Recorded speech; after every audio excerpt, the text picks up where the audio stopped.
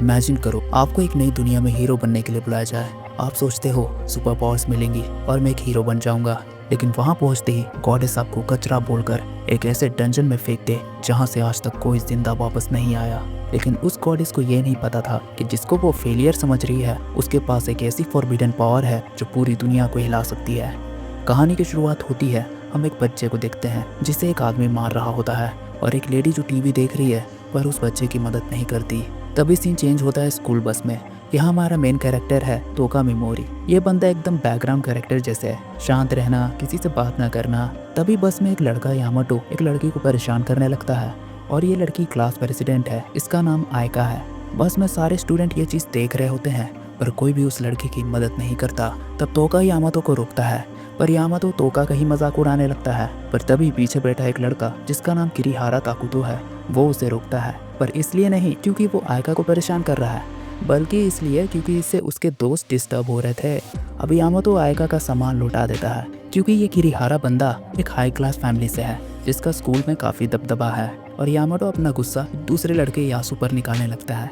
अब इन्हीं सबके बीच अचानक बस में एक तेज रोशनी आती है और पूरा क्लास टेलीपोर्ट हो जाता है एक अलग ही जगह में। वहाँ उनका स्वागत करती है एक काफ़ी खूबसूरत सी गॉडेस जिसका नाम है विशियस। विशियस बताती है कि वो सारे लोग एक दूसरी दुनिया में हैं और उसने इन स्टूडेंट्स को हीरोज़ के रूप में बुलाया है ताकि वो ग्रेट डीमन एम्परर को हरा सकें। पर स्टूडेंट्स को उसकी बातों पे यकीन नहीं होता, उन्हें लगता है कि ये कोई प्रैंक है। तभी ये किरीहारा बंदा पूछता है अगर हम उसे एम्परर से नहीं लड़ना चाहते तो क्या होगा। तब गॉडेस उसे बताती है कि वो वापस अपने घर नहीं जा पाएंगे क्योंकि वापस जाने के लिए उन्हें डीमन एम्परर का नेकलेस चाहिए और उसे बिना हराए ये चीज़ हासिल करना नामुमकिन है। तभी आयका गॉडेस से कहती है कि तुमने हमें समन किया ठीक है, पर हम तो बस नॉर्मल इंसान हैं, हमारे पास कोई भी पावर्स नहीं है कि हम उस डीमन एम्परर से लड़ सकें। तभी गॉडेस बताती है कि तुम सबके पास पावर्स है, जब मैंने तुम सबको समन किया तभी तुम सबके पास डिफरेंट टाइप के पावर्स आ चुके थे। तभी यामाटो गॉडेस पर चिल्लाने लगता है क्योंकि उसको अभी ये सब प्रैंक लग रहा है। पर तभी गॉडेस एक आदमी और एक मॉन्स्टर को उनके सामने लाती है और मॉन्स्टर तुरंत उस आदमी पर अटैक करके उसे मार देता है। फिर गॉडेस अपने मैजिक से उस मॉन्स्टर को ख़त्म कर देती है और ये देख सारे स्टूडेंट डर जाते हैं और अब सबको यकीन हो जाता है कि वो सब एक दूसरे दुनिया में आ चुके हैं। इसके बाद गॉडेस सबका मैजिक लेवल टेस्ट करवाती है। यामाटो का लेवल ए रैंक है और ये चीज़ वो चिल्ला चिल्ला के शो ऑफ करने लगता है। फिर आता है किरीहारा और उसके मैजिक से पूरा सर्कल ही टूट जाता है और इसका लेवल एस रैंक है। अब आयका की बारी होती है और वो भी एस रैंक निकलती है और ऐसे ही कई सारे लोग अपना मैजिक लेवल चेक कर लेते हैं। इसके बाद हमारा एमसी तोका अपना लेवल दिखता है। वो गॉडेस से अपना रैंक पूछता है पर गॉडेस विशियस का एटीट्यूड अचानक बदल जाता है। वो तोका को देखती है जैसे कि वो कोई गंदगी हो। उसके एक्सप्रेशन से तोका समझ जाता है कि वो सबसे लोएस्ट रैंक पे है और वो सोच रहा होता है कि इस दुनिया में भी मैं एक बैकग्राउंड कैरेक्टर निकला। और आखिर में यासु भी अपना स्टेटस देखता है और वो भी ए रैंक निकलता है। इन सब के बाद गॉडेस तोका को सारे ग्रुप से अलग कर देती है और कहती है ई रैंक हीरोज़ की हमें कोई ज़रूरत नहीं है, तुम सिर्फ हमारे रिसोर्सेज वेस्ट करोगे। और फिर आता है सबसे बड़ा शौक। गॉडेस ऑर्डर देती है तोका को रूइंस ऑफ डिस्पोजल में फेंक दिया जाए। ये एक ऐसा डंजन है जहाँ सर्वाइवल रेट 0% है। क्लास की प्रेसिडेंट आयका तोका को बचाने की कोशिश करती है लेकिन विशियस उसे एक पंच मार के बेहोश कर देती है। तभी यासु तोका के पास जाता है और उसे तसल्ली देता है क्योंकि तोका ने कई बार यासु की मदद करी होती है। तब तोका उससे थैंक्स कहता है, बस सडनली यासु का एटीट्यूड चेंज हो जाता है। वो तोका को कहता है अबे गंदे नाली के कीड़े, मैं ए रैंक हूँ, मेरी तरफ तुमने देखा कैसे, लूजर कहीं के। और बाकी क्लासमेट्स वो लोग या तो चुप ही रहते हैं या तो तोका का मजाक उड़ा रहे होते हैं। जिनके साथ वो स्कूल जाता था आज वही लोग उसे मौत के मुंह में धक्का दे रहे हैं। पर तोका भी चुप नहीं बैठता। तोका गॉडेस पर अपना मैजिक यूज़ करता है पर उस पर उसका कोई असर नहीं होता क्योंकि वो एक बैरियर लगा के रखी थी। अब तोका को टेलीपोर्ट कर दिया जाता है और जाते जाते तोका कहता है मैं तुम सबको नर्क में भेजूंगा। और अगले ही पल वो एक अंधेरे डरावने डंजन में होता है। चारों तरफ हड्डियां बिखरी हुई है। ये सबूत है उन लोगों का जो यहाँ पहले मरे थे। डर के मारे तोका की हालत खराब हो जाती है और आखिर हो भी क्यों ना, वो बस एक नॉर्मल स्टूडेंट है, कोई वॉरियर नहीं। और तभी अंधेरे से निकलता है एक ह्यूज मिनाटोर। ये मिनाटोर लेवल में तोका से बहुत ऊपर है। तोका भागने की कोशिश करता है लेकिन रास्ता बंद है। उसे लगता है कि बस आज मैं मरने ही वाला हूँ। डिस्परेशन में तोका अपनी यूजलेस स्किल यूज़ करता है, पैरालाइज, और मैजिक होता है। वो मिनाटोर वहीं जम जाता है, हिल भी नहीं पाता। तोका हैरान रह जाता है। उसे रियलाइज़ होता है कि भले ही वो ई रैंक है लेकिन उसकी स्किल का सक्सेस रेट 100% है। लेकिन सिर्फ पैरालाइज से काम नहीं चलेगा, मॉन्स्टर मरेगा कैसे? पर तभी तोका के सामने एक और मॉन्स्टर आता है। तोका उस पर भी अपना पैरालाइज स्किल यूज़ करता है। फिर वो अपनी दूसरी स्किल यूज़ करता है जो है पॉइजन, जिससे वो मॉन्स्टर मरने लगता है। तोका चैन की सांस लेता कि तभी वो मिनाटोर तोका के सामने आ जाता है। क्योंकि पैरालाइज का असर खत्म हो चुका था तो तोका उस पर फिर से पैरालाइज यूज़ करता है, पर मिनाटोर पे इसका असर नहीं होता। तभी स्टेटस विंडो में उसे एक नई स्किल शो होती है, स्लीप। तोका उसे यूज़ करता है जिससे मिनाटोर सो जाता है। पर अब तोका का MP 0 होने लगता है और अभी उसे कई सारे मॉन्स्टर से लड़ना है। तोका सोचता है जब मरना ही है तो मैं अपनी पूरी मैजिक को यूज़ कर लेता हूँ। वो बार बार पॉइजन और पैरालाइज कास्ट करता रहता है। सारे मॉन्स्टर का HP धीरे धीरे कम होने लगता है और अब तोका की भी हालत ख़राब हो चुकी होती है। और तभी अचानक से तोका का लेवल ड्रास्टिक स्पीड से बढ़ने लगता है। उसकी स्टैट स्काई रॉकेट हो जाती है। तोका पहले कंफ्यूज होता है लेकिन फिर वो समझ जाता है कि वो जितना फाइट करेगा उतना उसका लेवल अप होगा। उसे एक और नई स्किल मिलती है जिससे वो एक बार में कई सारे मॉन्स्टर को हिट कर पाता है। मॉन्स्टर्स मरते जाते हैं और तोका लेवल अप करते जाता है। और अब सिचुएशन पलट जाती है, मॉन्स्टर्स अब तोका से दूर भागने लगते हैं।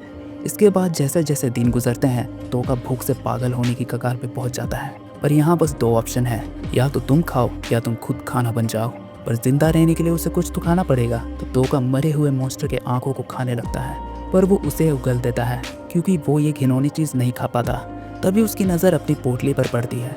वो देखता है कि उसकी पोटली से मैजिक खत्म हो रहा है तो वो अपना माना उसमें डालता है। अचानक से पोटली भारी हो जाती है।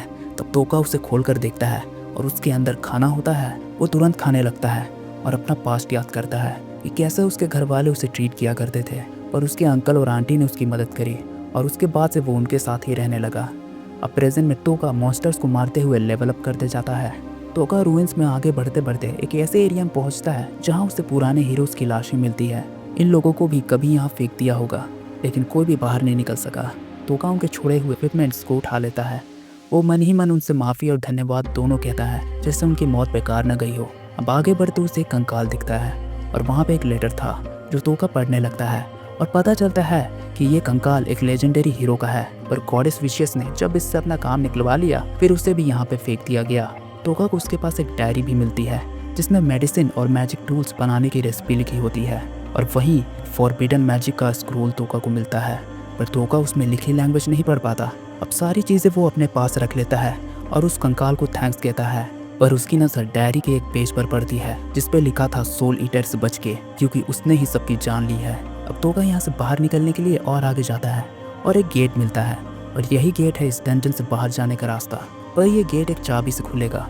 अब वो चाबी इस डंजन के boss monster the soul eater का थर्ड आई। तो तोका बिना सोल ईटर के सामने गए उस पर अपना पैरालाइज स्किल यूज करता है, पर सोल ईटर पे इसका कुछ असर नहीं होता। उल्टा तोका को स्लैशेस लग जाते हैं। अब तोका समझ जाता है कि इसे मारना बड़ा मुश्किल होने वाला है। तब सोल ईटर कुछ तो वॉमिट टाइप का करती है जिससे कई सारे मॉन्स्टर्स वहाँ आ जाते हैं। पर ये मॉन्स्टर्स वही हीरोज के सोल्स हैं जिनको इसने खाया होता है। तोका उन सोल्स पर अटैक करने में हिचकिचाता है क्योंकि आखिर वो भी इंसान ही थे और उनके साथ भी तोका के जैसा बिट्रेल हुआ था। अब सोल ईटर को तोका को ऐसे देख के काफ़ी मज़ा आता है। वो खूब हंसती है और अपना गार्ड लूज कर देती है और यही मौका लगते तोका उसके ऊपर पैरालाइज मार देता है जिससे वो जम जाती है और सारे सोल्स को भी पैरालाइज कर देता है। और तोका पहले जो सोल्स को मारने में हिचकिचा रहा था वो बस उसकी एक्टिंग थी ताकि सोल ईटर अपना गार्ड डाउन करे और तोका मौका लगते सिक्सर मार दे। अब सोल ईटर की हालत ख़राब होने लगती है। इधर सारे सोल्स भी तड़प रहे होते हैं पर तोका उन सोल्स को तकलीफ नहीं देना चाहता था तो वो उन पे स्लीप स्किल यूज़ करता है और उनको सुला देता है और सोल ईटर पे पॉइजन स्किल यूज़ करके उसे ख़त्म कर देता है। और तभी कई सारे सोल्स चमकते हुए तोका के सामने आ जाते हैं। उसका शुक्रिया कहते हैं क्योंकि कई सालों से सोल ईटर ने उनके सोल्स को कैद कर रखा था। आखिर में एक बूढ़ा आदमी का सोल तोका से कहता है जाओ और उस गॉडेस विशियस को छोड़ना मत। और ये सोल उसी लेजेंडरी हीरो की होती है जिसकी कंकाल तोका को पहले मिली थी। अब तोका सोल ईटर के थर्ड आई को गेट पर लगाता है और रूइन गेट खुल जाता है और अब कई दिनों तक अंधेरे में रहने के बाद फाइनली तोका रोशनी में कदम रखता है। वो रूइंस ऑफ डिस्पोजल से जिंदा बाहर निकल जाता है, एक ऐसी जगह से जहाँ से आज तक कोई वापस नहीं लौट पाया है। अब सीन चेंज होता है तोका के क्लासमेट्स पर जो लोग मॉन्स्टर से लड़ रहे होते हैं। फिर हम एक लड़की को देखते हैं जिसका कुछ स्टूडेंट्स फायदा उठाते हैं। वो मॉन्स्टर को मारने में हिचकिचाती है पर आखिर में उसे मार देती है। उसे याद आता है कि कैसे एक बार एक बिल्ली सड़क पर बेहोश थी और तोका ने उसकी हेल्प करी थी। ये याद करके वो रोने लगती है। इधर हम आयका को देखते हैं जिसे होश आ जाता है। वो सीधा गॉडेस विशियस के पास जाती है। अब आयका सीधे उससे तोका के बारे में पूछती है और विशियस सैड होने की एक्टिंग करते हुए कहती है, मुझे बहुत अफसोस है पर मैं इसमें कुछ नहीं कर सकती क्योंकि ये हमारी किंगडम की पॉलिसी है। आयका समझ जाती है कि ये सारी बातें बकवास है। फिर विशियस बताती है, जब तुम बेहोश थी तब सारे स्टूडेंट्स ट्रेनिंग कर रहे थे और उसमें से कई स्टूडेंट्स डिस्क्वालीफाइड हो गए हैं, तो उनके साथ भी वैसा ही होगा जैसा तोका के साथ हुआ क्योंकि यही हमारी किंगडम की पॉलिसी है। तब आयका गुस्से से कहती है, अगर मैं उन स्टूडेंट्स को ट्रेनिंग देके क्वालिफाइड कर दूं तब तुम उनके साथ ऐसा नहीं करोगी। और उन दोनों के बीच ये डील हो जाती है। अब सीन चेंज होता है जहां हम एक लड़की को देखते हैं जो कुछ लोगों से बच के भाग रही होती है। अब दूसरी तरफ हम तोका को देखते हैं जो चलते चलते एक जगह पे आ जाता है जहाँ वो देखता है कई बड़े स्लाइम्स मिलके एक छोटे स्लाइम को तंग कर रहे हैं। छोटू स्लाइम भी खुद को डिफेंड करता है और तभी तोका उन बड़े स्लाइम्स पे अपना पैरालाइज स्किल यूज करता है और उस छोटू स्लाइम को बचा लेता है। तोका उससे कहता है, तुमने खुद को डिफेंड किया, ये बहुत बड़ी बात है। और फिर तोका अपने रास्ते निकल पड़ता है पर ये छोटू स्लाइम तोका के पीछे पीछे आने लगता है। तब तोका स्लाइम से कहता है कि तुम वापस जिधर से आए थे वहाँ चले जाओ। तब स्लाइम गुस्सा हो जाता है। फिर तोका कहता है, मैं कोई हीरो नहीं हूँ, तो तुम मेरे साथ रहोगे तो तुम भी कई सारे डेंजर में पड़ जाओगे, तो क्या तुम अब भी मेरे साथ रहना चाहते हो? तब स्लाइम हाँ में जवाब देता है। तो तोका उसका एक नाम रख देता है जो पीगू मारू होता है। इसके बाद वापस इस लड़की को देखते हैं और वो स्पिरिट मैजिक का यूज़ करके जो उनका पीछा कर रहे होते हैं उनसे लड़ने के लिए तैयार हो जाती है। पर वो लोग रास्ता भटक के तोका के पास आ जाते हैं और उसे धमकाते हुए कहते हैं उसके पास जो भी चीज़ें हैं वो सब उनको दे दे। तोका भी एक्टिंग करता है कि हाँ वो उनसे डर चुका है। तभी वो लोग आपस में उसी लड़की के बारे में बात करने लगते हैं। वो कहते हैं कि उसे पकड़ने के बाद वो लोग उसके साथ पहले मजे करेंगे और तोका धीरे धीरे पीछे जाने लगता है। तभी एक बंदा उसे रोकता है और वो बंदा तोका को मारने जा ही रहा होता है कि अचानक से वो नीचे गिर जाता है और अब तोका अपना असली रूप दिखाता है और ये देख वो सारे लोग डर जाते हैं और तोका अपना पॉइजन स्किल उन सब पे यूज़ कर देता है और वो सारे निपट जाते हैं। ये चीज़ वो लड़की भी सेंस कर लेती है और तोका भी उस लड़की को सेंस कर लेता है। स्पिरिट्स इस लड़की को वार्न करती हैं कि वो जो भी है वो बहुत ज़्यादा खतरनाक है। तभी तोका उसके पीछे आकर उसे पैरालाइज कर देता है ताकि पहले वो उसकी इंटेंशन समझ सके। फिर तोका उसे सवाल करता है कि ये लोग कौन थे, वो उनसे क्यों भाग रही थी और तोका इस वर्ल्ड के बारे में भी जानना चाहता था। तब ये लड़की अपना नाम बताती है जो कि सेरस एस्ट्रियन है। सेरस उसे इस दुनिया के बारे में इंफॉर्मेशन देती है। तोका को भी महसूस होता है कि वो बुरी इंसान नहीं है और वो जो भी कह रही है सच कह रही है। फिर तोका सेरस को वही फॉरबिडन स्क्रॉल दिखाता है और पूछता है क्या वो ये लैंग्वेज पढ़ सकती है। पर सेरस कहती है नहीं, पर वो एक इंसान को जानती है जो फॉरबिडन आर्ट्स या प्राचीन लिखावटें पढ़ सकती है। अब जितनी जानकारी तोका चाहता था उतने मिलते ही वो बिना ड्रामा किए आगे बढ़ने का फैसला करता है। दोनों एक दूसरे की मदद के लिए थैंक्स कहते हैं और अलग हो जाते हैं। इधर पीगू मारू तोका से पूछता है तुमने उसे मारा क्यों नहीं। तब तोका बोलता है वो बिना मतलब किसी की जान नहीं लेता, वो उनको मारता है जो बुरे होते हैं या जो उसे हर्ट करने के लिए आते हैं। तब पीगू मारू भी समझ जाता है और दोनों को ही अपना जर्नी कंटिन्यू रखते हैं। अब तोका एक शहर में जाता है जिसका नाम है मिल सिटी, जो मार्केस क्रीड नाम के एक नोबल के कंट्रोल में है। तोका अपनी असली पहचान छुपाने के लिए नकली नाम हार्टी स्कल बताता है और लो प्रोफाइल रवैया रखता है। वो एक घर रेंट पे लेता है। रात में तोका थोड़ा शहर में घूमता है।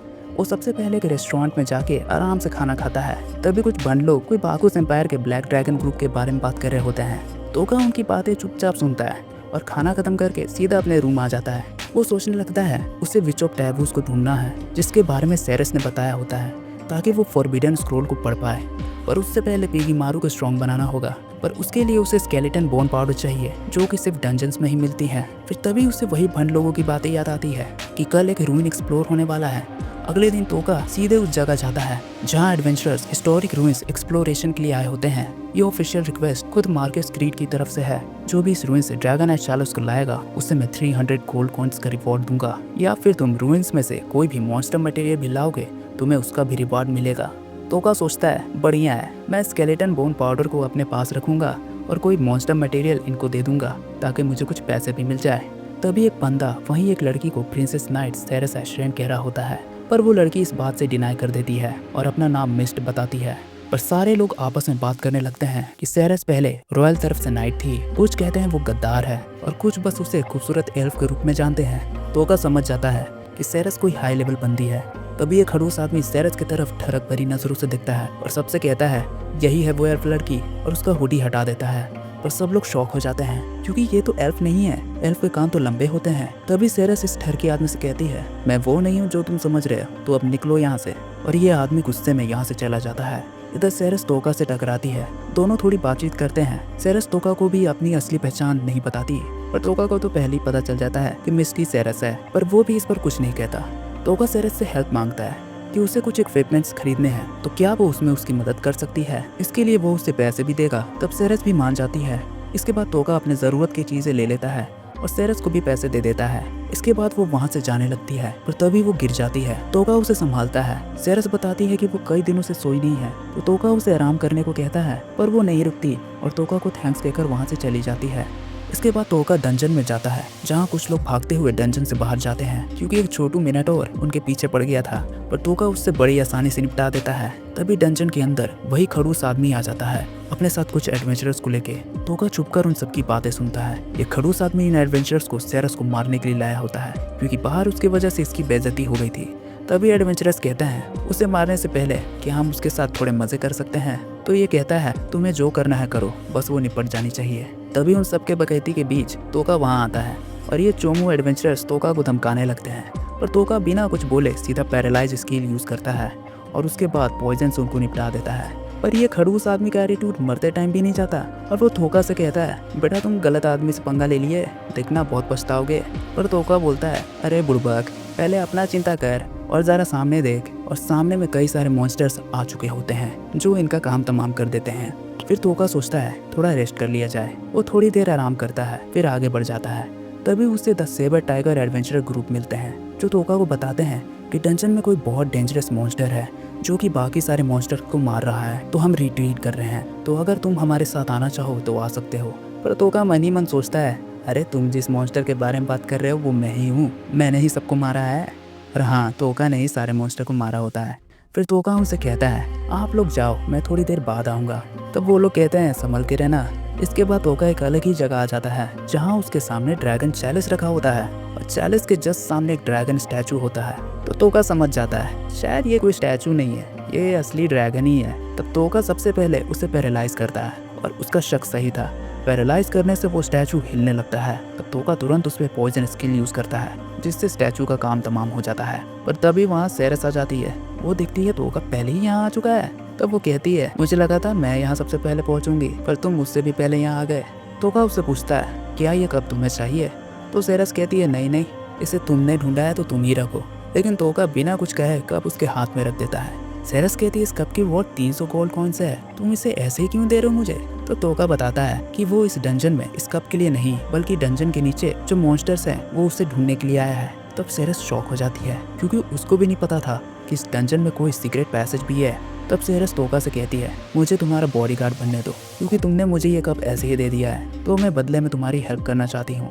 शुरू में तो तोका मना कर देता है, बस सेरेस की जिद करने के बाद वो मान जाता है। डंजन के नीचे उनका सामना कई सारे मॉन्स्टर से होता है, बस सेरेस सबको बड़ी आसानी से ख़त्म करे जा रही थी। मतलब कि मैम साहब बड़ी स्ट्रांग है, किसी को भी पटक देगी। इसके बाद दोनों एक जगह पहुंच जाते हैं जहां कोई मॉन्स्टर नहीं थे। तो तोका सेरेस को थोड़ा आराम करने को कहता है, क्योंकि उसके आंखों के नीचे डार्क सर्कल्स आ गए हैं। पता नहीं वो कितने दिनों से नहीं सोई है। तब सेरेस भी तोका की बात मान लेती है, पर वो सोती नहीं, सिर्फ लेटी रहती है। पर तोका धीरे से अपना स्लीप स्पेल उस पर मारता है, जिससे सेरेस गहरी नींद में चली जाती है। उसी वक्त उसका एल्फ फॉर्म क्लियरली दिखने लगता है। पर तोका तो पहले से ये जानता था कि वो कौन है, तो इसलिए वो ज़्यादा सरप्राइज नहीं होता। अब सीन चेंज होता है, जहाँ कुछ लोग कोई तो प्लानिंग कर रहे होते हैं और सेरेस के बारे में ही बात कर रहे होते हैं। तो आज की वीडियो यहीं ख़त्म होती है, पर आप सब टेंशन मत लो, क्योंकि इसका पार्ट 2 मैं ज़रूर लाऊंगा। बस थोड़ा वेट कर लेना, क्योंकि मैं वीडियो फ़ोन से एडिट करता हूँ, और वो भी ऐसे फ़ोन से जिसमें सिर्फ 4 GB रैम और 64 GB स्टोरेज है, और जो कि 90% भरी पड़ी है। और एडिट करते वक्त फ़ोन 10 बार हैंग होते रहता है, तो इन्हीं सब में टाइम लग जाता है। तो आप सबसे यही रिक्वेस्ट है कि अगर वीडियो अच्छी लगी हो तो प्लीज़ लाइक और चैनल को सब्सक्राइब ज़रूर कर दीजिएगा, जिससे जल्दी 1000 सब्सक्राइबर्स कंप्लीट हो और मैं जल्दी एक नया डिवाइस ले पाऊँ, ताकि आप सबको भी जल्दी वीडियोस मिल पाए। वैसे वीडियोस आपको हर वीक मिलते रहेगी, थोड़ा ऊपर नीचे हो सकता है, पर वीडियो आएगी ज़रूर। बस सब्सक्राइबर्स बढ़ते हैं तो थोड़ा अच्छा लगता है, वीडियो बनाने में भी थोड़ा मोटिवेशन मिलता है। तो हाँ, आज के लिए बस इतना ही। मिलता है इसके पार्ट 2 के साथ, और एडवांस में आप सबको हैप्पी न्यू ईयर।